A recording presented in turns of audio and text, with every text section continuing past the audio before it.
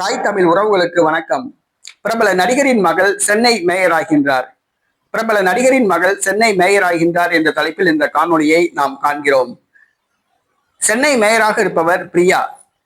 இவர் நடைபெற உள்ள தமிழக சட்டசபை தேர்தலில் போட்டியிட சீட் கேட்டு அமைச்சர் சுப்பிரமணியம் மற்றும் சேகர் பாபு ஆகியோர் மூலமாக காய் நகர்த்தினார். ஆனால் இவருக்கு சீட் கிடைக்கவில்லை. இந்த சூழ்நிலையில் அதிருப்தியில் உள்ளார். வருகிற சட்டசபை தேர்தலில் பெரம்பூர் தொகுதியில் போட்டியிட சீட் கேட்டு விண்ணப்பித்தவர் சத்யராஜ் மகள் திவ்யா. இவர் கட்சி பொறுப்பில் உள்ளார். விஜய்க்கு எதிராக கருத்துக்களை தெரிவித்து வந்தார்.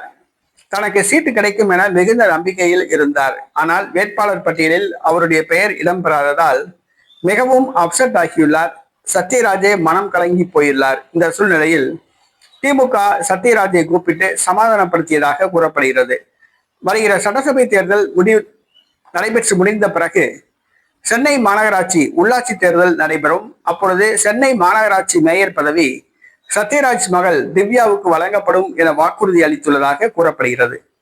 அதாவது எம்எல்ஏ சீட்டு கிடைக்காத காரணத்தினால் அதற்கு பதிலாக சென்னை மாநகராட்சி மேயர் பதவி சத்யராஜ் மகள் திவ்யாவுக்கு வழங்கப்படும் என திமுக தலைமை கூறியது.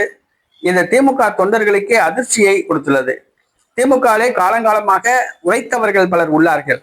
ஆனால் அவர்களுக்கெல்லாம் இந்த கவுன்சிலர் சீட்டு கிடைப்பதே பெரிய விஷயம். துணை மேயர் பதவி கிடைப்பது ரொம்ப பெரிய விஷயம்.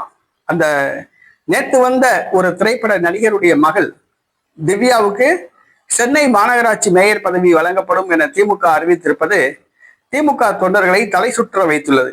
காலங்காலமாக கட்சிக்கு வேலை பார்த்தவர்கள் தற்பொழுது கடைக்கோடியில் உள்ளார்கள். நேற்று வந்து திமுகவில் சேர்ந்தவர்களுக்கு உயர்ந்த பதவிகள் வழங்கப்படுகிறது.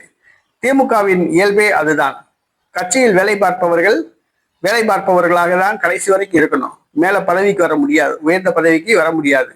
பிரபலங்கள் தான் உயர்ந்த பதவிக்கு வர முடியும். இதை திமுக தொண்டர்கள் புரிந்து கொள்ள வேண்டும்.